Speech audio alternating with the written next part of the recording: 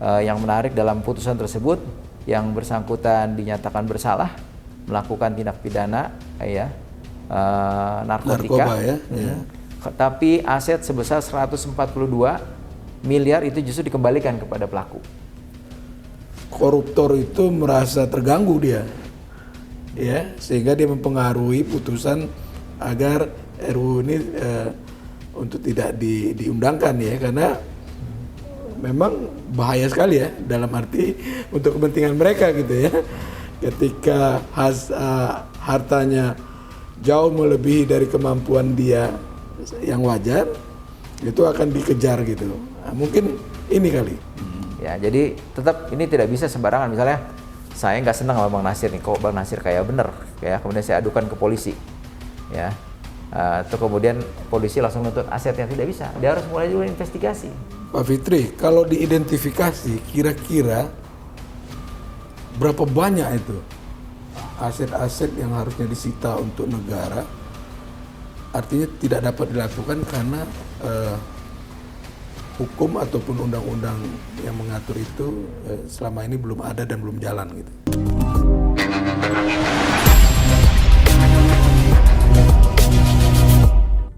Halo Sobat PPATK, jumpa lagi di Jumatan, Jumpa PPATK Pekanan.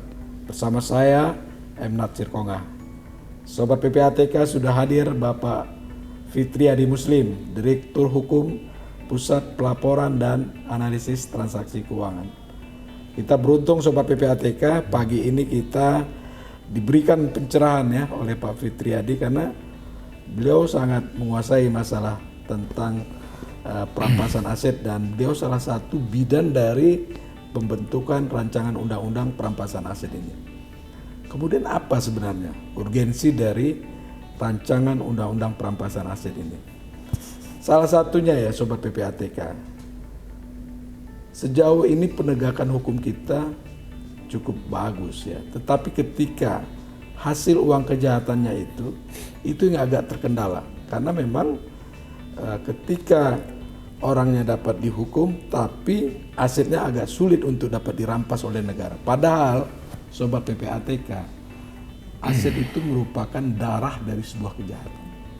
Ketika ia berhasil dirampas, maka pelaku kejahatan akan sulit lagi untuk mengembangkan usaha kejahatan yang dilakukan. Selamat datang Pak Fitri.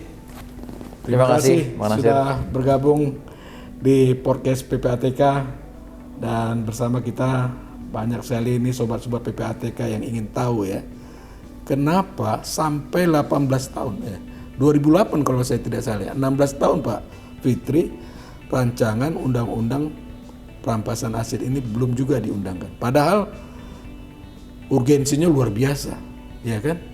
Dimana dengan undang-undang ini maka hasil kejahatan yang dilakukan oleh pelaku kejahatan itu bisa dirampas oleh negara untuk kepentingan negara. Silakan Pak Fitri. Baik, terima kasih Bang View. Selamat pagi Sobat PPATK. Sebuah kehormatan dan kebanggaan bisa kembali mengisi podcast Jumatan, Jumpa PPATK Pekanan, terkait dengan topik diskusi kita pada pagi hari ini Bang Natsir. Saya kira ini kesempatan yang sangat baik bagi kita untuk mensosialisasikan secara luas ya rancangan undang-undang tentang perampasan aset terkait dengan tindak pidana yang alhamdulillah setelah melalui proses yang cukup panjang di akhir tahun 2022 ini kita mendapat kabar gembira bahwa RUU tentang perampasan aset terkait tindak pidana ini sudah kembali masuk dalam RUU prioritas untuk dibahas dan ditetapkan pada tahun 2023. Tadi kalau pertanyaan Bang View, kenapa sampai begitu lama RUU ini, proses pembahasannya ya, karena memang yang diatur di dalam rancangan undang-undang ini merupakan sesuatu yang relatif baru lah. Ya. Atau karena judulnya nih Pak Fitri, perampasan aset. Jadi orang-orang pelaku kejahatan itu takut kalau ini bisa diundangkan gitu. Saya kira itu ada juga pengaruhnya ya. Jujur mungkin nama rancangan undang-undangnya yang agak berat ya, mungkin juga dikhawatirkan oleh berbagai pihak, sehingga perlu pembahasan yang demikian panjang. Secara umum sebenarnya tidak lama setelah rancangan undang-undang tentang perubahan atas undang-undang TPPU yang lama ya, undang-undang 15 2002 sebagaimana telah diubah dengan undang-undang 25 2003, pimpinan PPATK ketika itu sudah menugaskan kami di Direktorat Hukum untuk menyiapkan rancangan undang-undang tentang perampasan aset. Jadi tadi Bang View menyebut tahun 2008 itu memang ya tidak lama setelah kita mengirim rancangan undang-undang TPPU ke DPR ya, ke pemerintah. Undang-undang nomor 8 yang kemudian ditetapkan menjadi Undang-Undang 8 2010. Ya. Kemudian kita mulai melakukan pembahasan paralel atau bareng itu ketika itu. Selesai itu dulu, di Direktorat Hukum ya. Kemudian kita ditugaskan lagi untuk menyiapkan menginisiasi rancangan undang perampasan aset.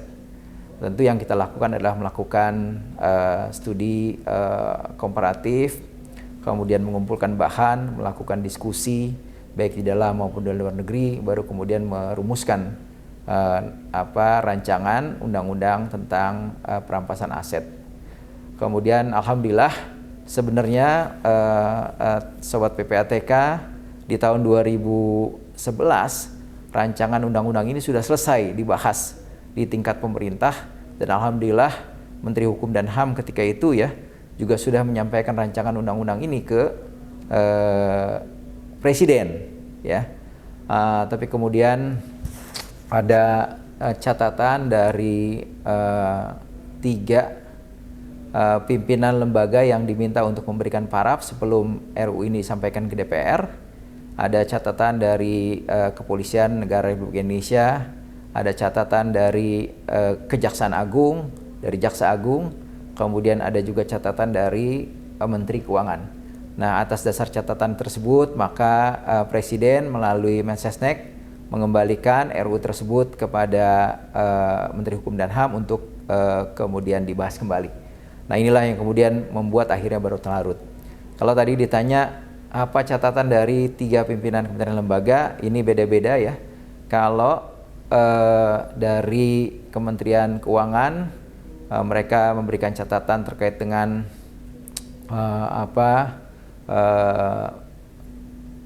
pengelolaan aset ya oleh lembaga yang diatur di dalam rancangan undang-undang ini.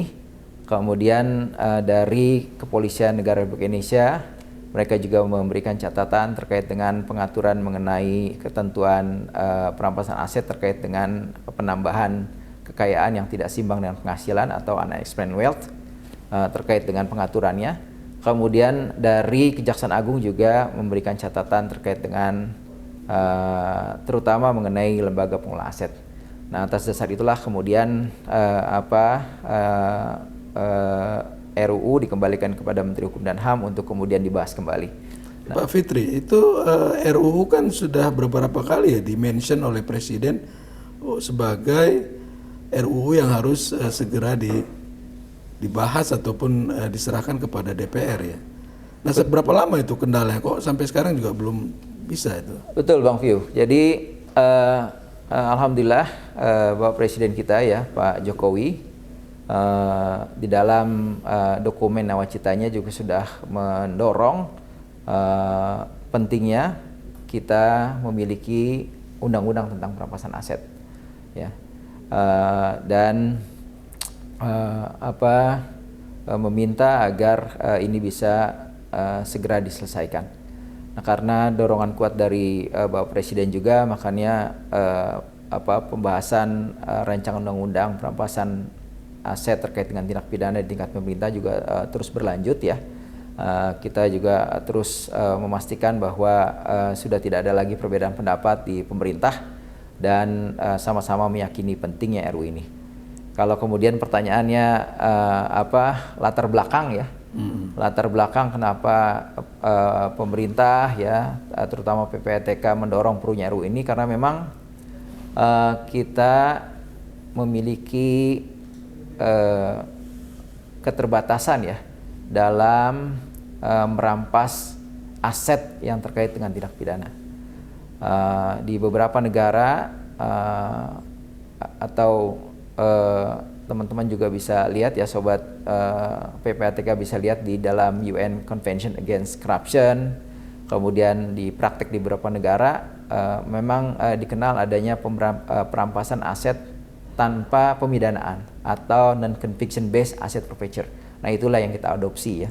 Artinya kita melihat bahwa sistem dan ini sudah diterapkan oleh banyak negara sebenarnya ya? Iya, di beberapa negara, terutama di negara-negara Commonwealth System ya, itu sudah menerapkan sejak lama mekanisme ini.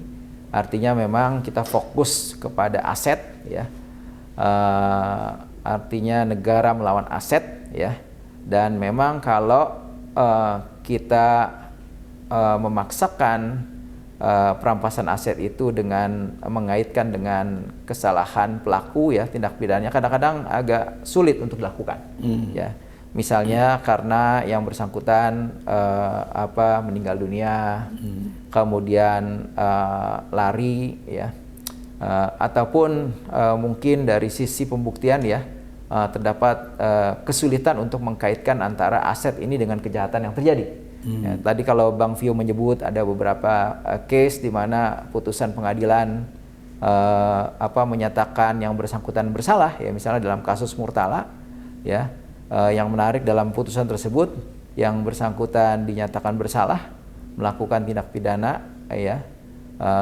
narkotika ya. Tapi aset sebesar 142 miliar itu justru dikembalikan kepada pelaku ya. Kenapa? Karena sulit untuk membuktikan kaitan antara aset 142 miliar tersebut dengan kejahatan yang didakwakan. Kira-kira seperti itu. Nah, karena itu perlu ada terobosan ya, perlu ada terobosan hukum yang memungkinkan negara juga bisa merampas asetnya ya. Nah, inilah yang ditawarkan di dalam RUU ini. Kemudian ada juga kasus terkait dengan Riawira misalnya seperti itu ya, ada sekitar 60 miliar juga yang kemudian asetnya tidak disebut di dalam putuskan ya, dirampas juga tidak, dikembalikan juga tidak, tapi sebenarnya di dalam berkas sudah ada pernyataan terkait dengan aset tersebut ya. Karena sekali lagi kadang-kadang kita agak sulit ya penyidik untuk mengkaitkan langsung karena memang ini kejahatan narkotika yang begitu panjang ya, sehingga mungkin pas yang ditangkap itu terkait dengan yang ketika itulah ya barangnya, padahal sebenarnya dia sudah melakukan sekian lama ya dari kejahatan-kejahatan narkotika yang lain misalnya seperti itu begitupun untuk kejahatan-kejahatan yang bermotif ekonomi lainnya ya, ada asetnya banyak, tapi kalau untuk mengkaitkan antara kejahatan yang dituntutkan pada ketika itu dengan harta yang kemudian disita, kemudian diminta untuk dirampas di dalam putusan. Nah ini yang kemudian mengalami kendala. Harusnya ini juga bisa dirampas oleh negara. Nah RU ini sekarang memungkinkan untuk dilakukan itu. Sebelum saya meminta Pak Fitri untuk membahas apa sih sebenarnya terobosan itu ya. Nah tadi untuk membantu penegak hukum kan sudah ada hasil analisis. Hasil pemeriksaan yang dilakukan oleh PPATK sehingga kaitan antara tindak pidana asal katakanlah narkoba dengan alat bukti yang dibutuhkan tadi kan kelihatan dari hasil analisis hasil pemeriksaan yang disampaikan oleh PPATK. Ya sebenarnya penegak hukum sudah lebih lagi dari itu ya. Ada hasil analisis dari PPATK, kemudian mereka juga melakukan proses penyidikan secara lebih mendalam lagi. Tapi ya memang kalau untuk sampai kepada membuktikan bahwa aset ini ada kaitan dengan kejahatan yang didakwakan, Nah ini yang kadang-kadang sering menimbulkan persoalan. Di lapangan, di dalam proses penegakan hukumnya. Dalam proses penegakan hukumnya, betul Bang Nasir. Jadi bahkan sering terjadi ya, kadang-kadang juga mungkin ya di satu sisi orang melihat agak dipaksakan ya mengkaitkan. Misalnya dalam kasus terkait dengan tindak pidana korupsi simulator ya yang ditangani oleh KPK ya. SIM ya. Simulator yang menyangkut terdakwa Joko ya. Joko Susilo ya. Joko Susilo. Dan ini juga ternyata memang di putusan di pengadilannya akhirnya ada beberapa aset yang dianggap tidak terkait langsung dengan kejahatan simulatornya, akhirnya ya diminta untuk dikembalikan yang tidak terbukti TPU-nya. Nah, tapi sebenarnya kalau kita punya mekanisme yang lain ya, yang memungkinkan adanya nanti proses pembuktian terkait dengan kepemilikan aset yang bersangkutan secara fair ya di pengadilan, maka ini ceritanya akan lain. Ya. Jadi RU ini sebenarnya menjunjung tinggi ya keadilan ya dan kepastian ya, mengharapkan ada kepastian, dan karena itu prosesnya melalui pengadilan ya. Jadi nanti yang menetapkan status aset ini adalah pengadilan ya, sekalipun perkara terkait dengan perampasan aset ini ya diajukan ya, tapi nanti akan diproses secara terbuka ya di pengadilan, dan kedua belah pihak ya punya kesempatan untuk juga menyampaikan dalil-dalil terkait dengan kepemilikan, keabsahan aset tersebut. Itu kira-kira Bang Nasir, dan mudah-mudahan kita juga bisa memanfaatkan RU ini secara optimal ya, undang-undang ini, dan dalam banyak kasus memang yang ketemu itu adalah asetnya. Misalnya dalam kaitan dengan kejahatan judi online ya. Judi online kalau ditanya orangnya mungkin karena dia online sifatnya ya, tuh kemudian kadang-kadang pakai inisial macam-macam lah yang tidak jelas status orangnya, nomine ya. Sehingga sulit kemudian ya. Kemudian kasus-kasus seperti bisnis email compromise ya. Ada transaksi bisnis yang sah, kemudian dihack emailnya, kemudian dialihkan settlement pembayarannya ya, uang hasil penipuannya ada, uang hasil judinya ada ya, tapi orangnya nggak kelihatan, orangnya tidak muncul ya.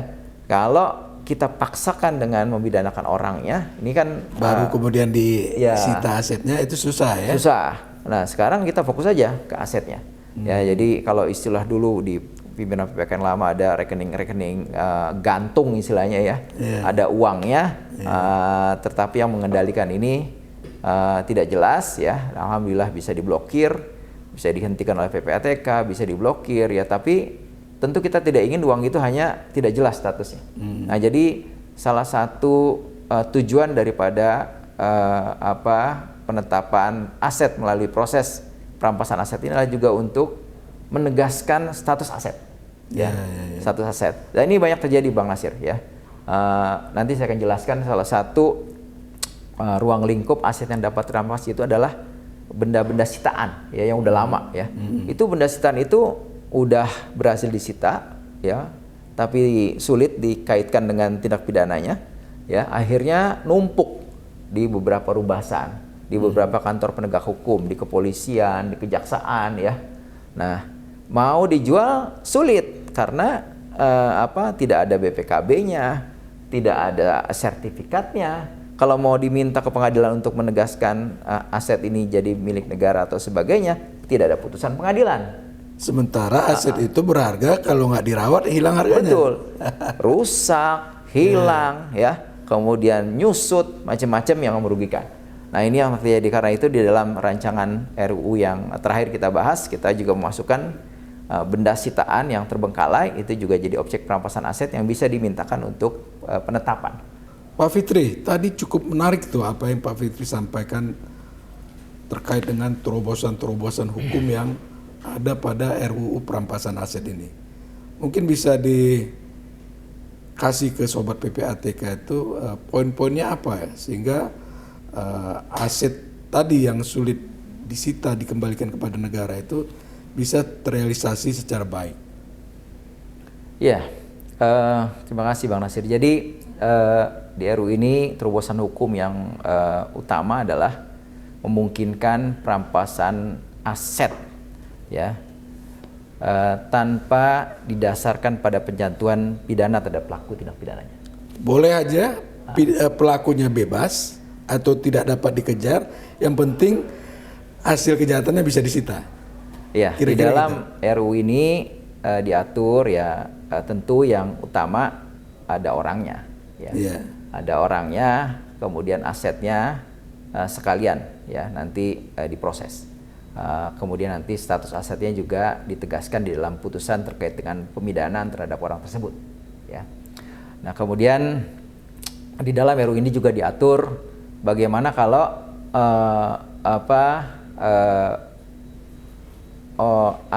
proses perampasan aset berdasarkan undang-undang ini jalan, kemudian baru belakangan orangnya ketemu, ya. Nah, ini juga bilang dihentikan yang proses yang berdasarkan non conviction ini, kemudian digabungkan, ya. Nah, itu ditegaskan di dalam rancangan undang-undang ini, ya. Seperti misalnya itu yang pertama. Nah, kemudian yang kondisional yang lain bisa jadi proses perampasan asetnya jalan, kemudian keluar putusan, atau kemudian baru ada proses terhadap orangnya.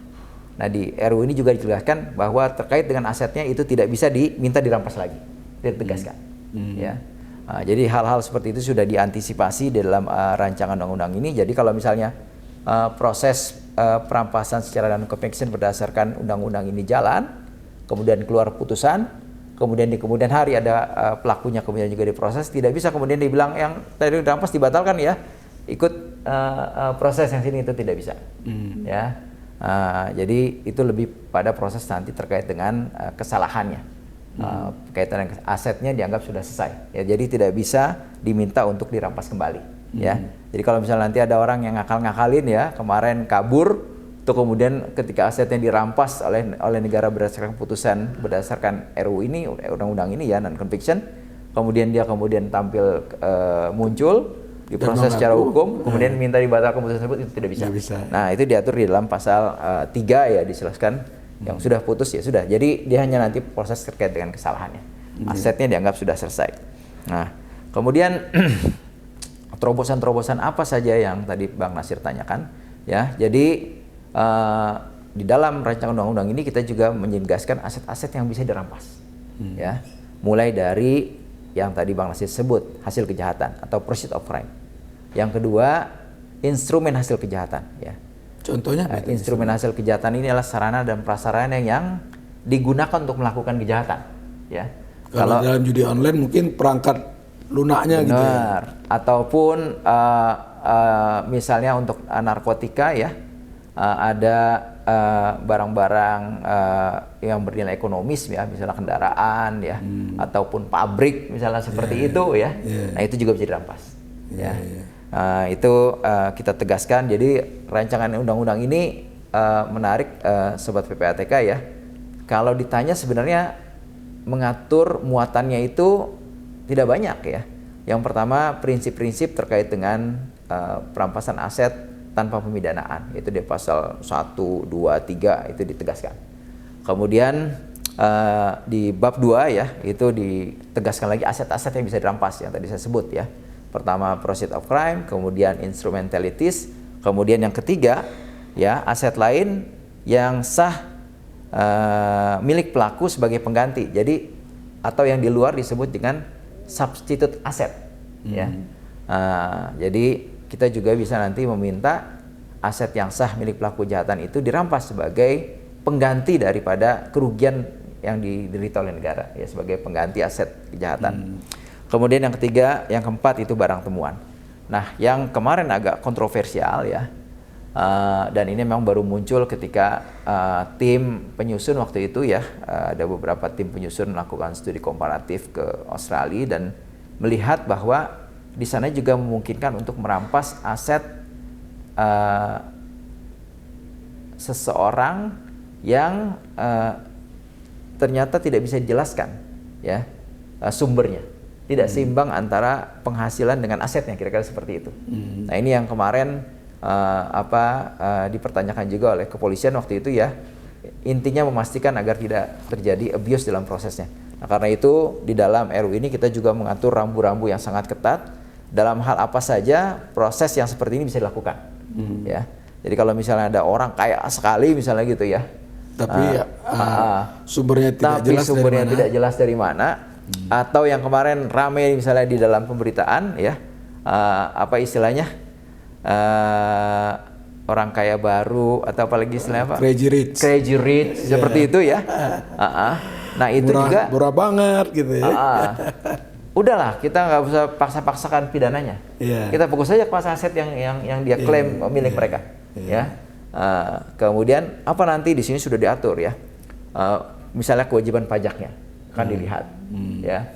Kemudian apalagi termasuk penilaian-penilaian yang ada sistem penilaian, saya lupa namanya itu ya, penghasilan yang wajar kira-kira seperti itu ya, sehingga bisa kelihatan apakah ini berasal dari sumber asah.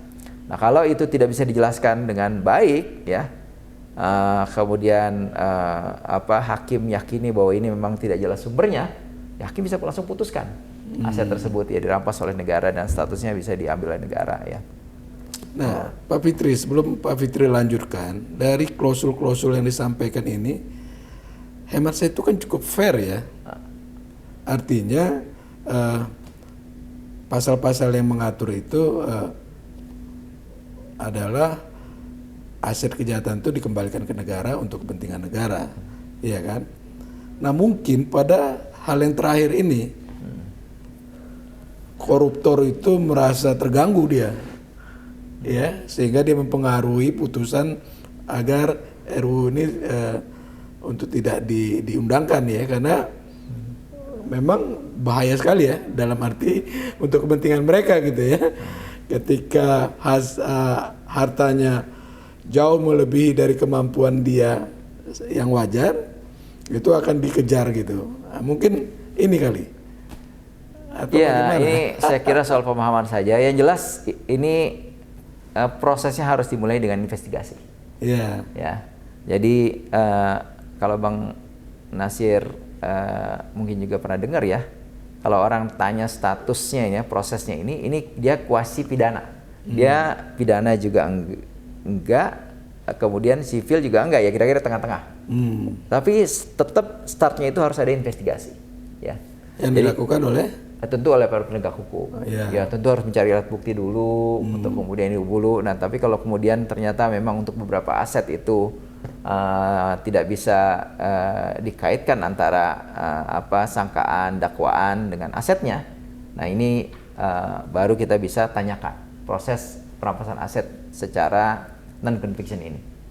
Ya jadi tetap ini tidak bisa sembarangan. Misalnya saya nggak senang sama Bang Nasir nih, kok Bang Nasir kayak bener, ya kemudian saya adukan ke polisi, ya, atau kemudian polisi langsung nuntut asetnya, tidak bisa, dia harus mulai dulu investigasi, mulai investigasi atas laporan tersebut, ya harus ada proses investigasi, melakukan penyidikan, ya, sedemikian rupa sampai kemudian sampai pada kesimpulan bahwa yang bersangkutan ini memang ada kaitan dengan tindak pidana. Tapi ada beberapa aset mungkin yang tidak bisa dijelaskan, ya. Atau kemudian nanti ada proses di pengadilan yang fair ya. Dan kalau teman-teman tanya sebenarnya yang namanya pembalikan beban pembuktian ya, itu di standar internasional di luar memang yang ideal itu digunakan untuk pembuktian terkait dengan aset, ya. Tidak bisa kegagalan seseorang itu menjelaskan asetnya kemudian menyebabkan dia dipidana, itu nggak boleh sebenarnya. Itu melanggar asas non self incrimination, ya. Tapi kalau terkait dengan aset, dia tidak bisa menjelaskan, ya udah nanti kembalikan kepada hakim di pengadilan, hakim yang memutuskan. Ya, Nah, untuk melindungi secara hukum orang yang diduga tadi memiliki aset yang tidak wajar itu apa? Ya. Agar tidak semena-mena juga gitu. Betul. Ya, pertama tadi ya harus ada proses investigasi. Tetap dimulai ada investigasi. Bisa saja saya ngelaporin Bang Nasir, tapi polisi juga kemudian harus punya bukti permulaan, kemudian memulai investigasi ya. Yang tadi saya sebut, misalnya kasus Murtala. Bayangkan uang sebesar 142 miliar yang bersangkutan dinyatakan bersalah, tapi 142 dikembalikan kepada yang bersangkutan. Ya, ini sama sekali tidak akan menimbulkan efek jerah. Di dalam penjara dengan uang sebanyak itu, yang bersangkutan tentu bisa mempengaruhi ya petugas-petugas, kemudian meminta privilege tertentu di sel ya, di tahanan ya, sehingga akhirnya ya tidak menimbulkan efek jerah. Ya, kemudian yang kita khawatirkan ketika yang bersangkutan itu bebas keluar ya, apalagi dengan sistem kita yang memungkinkan ada diberikan remisi macam-macam ya, pengurangan, sehingga akhirnya mungkin total juga nggak penuh menjalankan putusan pidana. Bahkan di dalam penjara yang bersangkutan juga masih bisa melakukan tindak pidana dengan uang sebesar itu kan mengoperasikan kejahatannya lagi kan? Justru bisa melakukan hal lebih besar lagi. Iya. Untuk kasusnya Wirya juga seperti itu. 60 miliarnya. Ini kasus apa itu yang Wirya? Narkotika juga sama. Narkotika ya. Narkotika. Kemudian kasus-kasus BEC misalnya, ya. Tapi ini case-nya agak beda ya. Jadi bisnis email compromise ya. Email compromise yang tadi saya sebut ya, ada transaksi bisnis yang sah. Kemudian di masa settlement terkait dengan pembayaran, ya informasi mengenai pembayaran itu yang kemudian dialihkan ya, harusnya dikirim ke rekening A dengan nomor sekian, dikirimkan email ya melalui kegiatan disrupsi, istilahnya tuh melakukan hacking ya, hack emailnya, kemudian bilang ditransfer ke tempat yang lain. Nah, untung sekarang kita sudah punya operational alert, penyidik jasa keuangan sudah bisa mengidentifikasi modus-modus kejahatan BEC. Yang terjadi sekarang adalah uangnya, asetnya bisa ditunda oleh PJK, kemudian diinformasikan kepada PPATK bisa dihentikan, kemudian bisa diblokir, tapi orangnya tidak pernah muncul. Kalau dia muncul tentu ini sama aja dengan bunuh diri. Ya, uang tidak dapat, yang bersangkutan juga akan menjalani proses hukum hingga mungkin dipidana. Nah, karena itu terkait dengan aset yang seperti ini, sekarang sebenarnya kita sudah punya juga mekanisme non conviction, tapi dalam derajat yang sangat terbatas. Ya, ada di dalam pasal 67 Undang-Undang 8 2010, sudah dilengkapi dengan Perma 1 2013, ada SE-nya juga ya. Tapi itu sangat terbatas, lebih banyak kepada sebenarnya arahnya kepada uang yang ada di dalam aset ya, atau uang yang ada di dalam rekening. Ya. Dan dalam penerapannya kurang optimal seperti itu ya? Ya, jadi kalau yang RU ini lebih luas lagi. Kita asetnya lebih luas, kemudian jenis asetnya bisa bergerak, bisa tidak bergerak ya. Kalau yang di 67 banyak tafsir yang menyebutkan ini lebih banyak kepada aset yang ada di rekening ya. Karena harus ada juga bukti mengenai penghentian sebenarnya transaksi yang dilakukan oleh PPATK. Tapi kalau ditanya apakah ada case yang di luar terkait dengan uang yang ada di rekening, ada. Untuk kasus yang seingat saya ada di Surabaya ya, ada kapal persiar. Tapi penghentian itu dikaitkan dengan rekening yang terkait dengan para pelaku lah, kira-kira seperti itu. Tapi itu ada juga putusan. Tapi secara umum sebenarnya agak sulit ya, menggunakan pasal 67 Perma 1 2013 dengan SE-nya ya untuk jenis aset yang begitu banyak. Nah, RU ini nanti akan melengkapi semuanya, mengatur secara komprehensif ya, sehingga tidak hanya terbatas pada aset yang ada di rekening ya, termasuk aset-aset bergerak, tidak bergerak, yang dikonversi macam-macam ya, itu juga bisa dilakukan perampasan aset secara non conviction. Pak Fitri, kalau diidentifikasi kira-kira berapa banyak itu aset-aset yang harusnya disita untuk negara artinya tidak dapat dilakukan karena hukum ataupun undang-undang yang mengatur itu selama ini belum ada dan belum jalan gitu. Dan harapannya ketika undang-undang ini diundangkan, seberapa banyak kira-kira hasil kejahatan itu bisa dirampas oleh negara? Ya, kalau data spesifik yang mengenai besar kita perlu waktu ya untuk mengidentifikasi. Tapi PPATK meyakini untuk tindak pidana yang bermotif ekonomi ya, misalnya ya korupsi, kemudian termasuk juga narkotika ya, kemudian artinya ada proceed of crime yang besar ya yang diperoleh dari kejahatan tersebut, kemudian kejahatan kerah putih lain ya, pajak misalnya ya ataupun pajak itu masuk seperti itu. Nah, saya meyakini sebenarnya harusnya ada aset yang juga bisa disita, dirampas ya atas kejahatan yang mungkin dia sudah lakukan sedemikian lama ya. Pas yang ketika itu aja lah mungkin kena batunya kemudian tertangkap ya. Tapi kalau ditanya yang bersangkutan dengan profil tertentu ya, harusnya dia tidak mungkinlah bisa memiliki aset begitu banyak ya. Pasti ini ada sumber penghasilan lain yang tidak sah. Nah, karena itu harusnya negara juga punya ruang untuk memastikan aset yang dimiliki oleh warganya itu adalah aset yang sah. Nah, karena itu prosesnya harus melalui proses pengadilan ya, melalui proses perampasan aset dan tidak usah dipaksakan untuk harus dipidanakan. Ya, kita langsung aja fokus ke asetnya. Negara versus aset ya, atau melaksanakan proses perampasan aset secara non-conviction. Jadi perampasan aset tanpa mengkaitkan dengan pelaku tindak pidana. Ya. Nah, terobosan hukum ini cukup komprehensif ya dan adil, fair saya kira ya.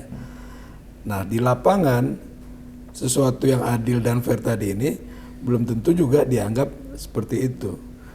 Kemudian terobosan apa nih yang bisa dilakukan agar pembahasan ini bisa lancar? Pak Fitri, tadi terobosan hukumnya cukup bagus ya. Klausul-klausul yang ditawarkan oleh RUU ini kan cukup adil dan fair ya. Tapi antisipasi terobosan-terobosan apa yang dilakukan sehingga nanti pembahasan ini bisa berjalan mulus, optimal ya, tanpa ada gangguan dari pihak-pihak tertentu nih. Apa yang bisa dilakukan? Ya, betul Bang Nasir. Jadi kita harus mengakui secara jujur ya, kita harus menyampaikan juga bahwa RUU ini memang harus dikawal oleh masyarakat ya secara luas. Dan sebenarnya tidak perlu juga ada ketakutan yang berlebihan ya. Tadi kalau misalnya ada pejabat yang sekarang mungkin lagi masih menjabat, kemudian nanti ketika tidak berjabat kemudian dia otak-atik asetnya, ya harusnya dari sekarang yang bersangkutan juga berpikir jauh seperti itu ya. Artinya melaksanakan tugas ya dengan baik ya, tanpa neko-neko lah, tanpa macam-macam seperti itu ya. Saya kira apa yang jadi moto PPATK, kalau bersih tidak perlu risih, kalau bersih tidak perlu risih, ya itu pas ya. Dan sekali lagi sebenarnya rancangan undang-undang ini memiliki tujuan yang sangat baik ya, sangat mulia juga bahkan ya. Tadi memberikan terobosan hukum, kemudian memastikan bahwa aset-aset mulai dari hasil kejahatan atau proceed of crime, itu kemudian sarana prasarana aset kejahatan, itu kemudian yang tadi juga saya sebut ya, termasuk juga barang atau benda sitaan yang tadi terbengkalai, ya harusnya itu bisa dimanfaatkan secara optimal. Sebenarnya nanti akhirnya ujung-ujungnya adalah negara dan tentunya masyarakat yang akan diuntungkan ya, karena kita bisa melakukan pemulihan aset secara optimal. Kalau tadi Bang Nasir tanya namanya ini yang agak menyolok ya, bikin orang takut, kita sudah membahas. Bahkan saya ingin menyampaikan ke rekan-rekan atau sobat PPATK ya, RUU ini bahkan ketika dibawa ke level pimpinan itu kita punya atau memberikan sampai 7 alternatif nama saja ya. Undang-undangnya. Ada undang-undang tentang pemulihan aset, kemudian ada macam-macam ya. Ada perampasan aset tindak pidana, ada perampasan aset terkait dengan tindak pidana, macam-macam ya. Kemudian pemulihan aset, pengembalian aset, kira-kira seperti itu. Tapi kita firm dan kita meyakini dari sisi teori, kemudian dari sisi kaitan antara judul dengan substansi, memang RUU perampasan aset terkait dengan tindak pidana itu yang pas. Ya, dan saya melihat Bapak Presiden ya pada saat Hari Anti Korupsi Sedunia, Harkodia tahun 2021 ya, di Desember 2021 itu bahkan sudah menyampaikan secara terang benderang, diliput di banyak media ya, kemudian dibahas, kemudian statement Presiden ini meminta agar RUU ini bisa ditetapkan pada tahun 2023. Nah, mudah-mudahan janji beliau ya di dalam nawacita ya, sekalipun itu untuknya periode pertama ya, tapi kelihatannya beliau punya komitmen yang sangat kuat untuk memastikan cita-cita beliau agar Indonesia itu punya RUU perampasan aset itu bisa terwujud. Nah, jadi sebenarnya kalau dilihat dari konstelasinya, karena Bapak Presiden juga strong mendorong RUU ini, harusnya ini bisa mudah. Ya. Mudah-mudahan ya. Kalau RUU Cipta Kerja ya, yang lebih hebat lagi sebenarnya ya dampaknya itu bisa goal. Harusnya RUU perampasan aset ini dengan komitmen posisi Presiden yang sangat jelas harusnya juga sudah bisa diselesaikan dan tidak perlu ada kekhawatiran. Dan tadi kalau yang soal unexplained wealth, sekali lagi prosesnya harus dibuka dulu investigasi ya. Itu kemudian tentu